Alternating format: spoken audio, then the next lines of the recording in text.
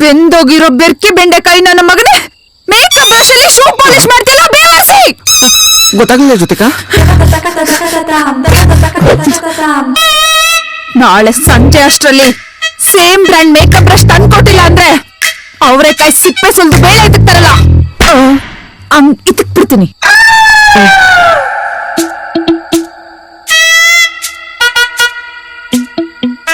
ಹಂಗೆ ನಾಳೆ ಗೋಲ್ಡ್ ತಗೊಂಡ್ಬರ್ಬೇಕು.